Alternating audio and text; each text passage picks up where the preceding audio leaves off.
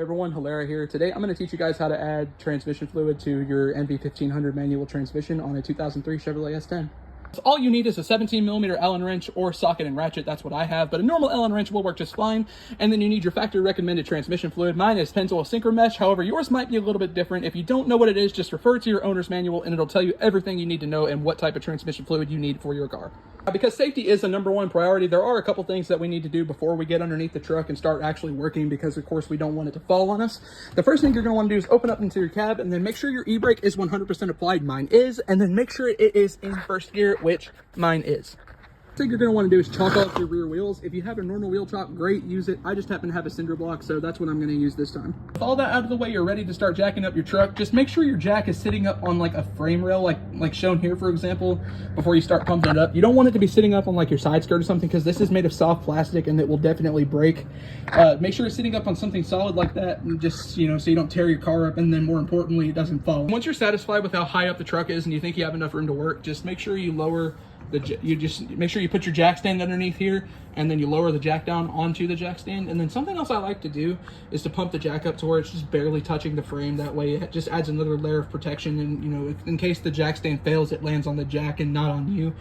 So, all right, now that we're underneath here, what you're going to be looking for is this right here. Just look at the side of your transmission, and eventually you'll see this little nut right here, this little bolt, and this is your fill bolt.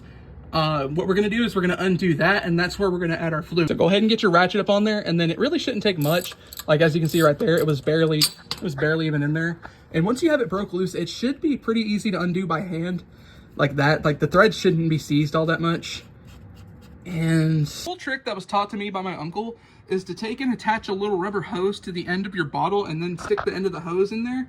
And that just gives you a little bit more room to play with and allows you to really make sure that all your fluid gets drained out of your bottle and into your transmission. So just do that right there, and then stick the other end of the hose into the transmission and then squeeze. And then what you're going to want to look for is wait for the fluid to start draining out of the fill plug, and then that's how you know it's full. All right, and that's what we're looking for right there. When you see it start dripping out like that, that's how we know it's full, and that's when you want to put your fill bolt back in. Just get a little bit snug, just like that, and then just give it one little, and that's about all it needs right there. You don't want to over tighten this. This is just an aluminum transmission case. You can easily strip it. Just be careful and watch what you're doing. All right, and once you're all done with that, you can go ahead and remove your jack stand, and then you can go ahead and lower down the vehicle like so. Remove your wheel chock. Obviously, we don't want to run that over. We are done.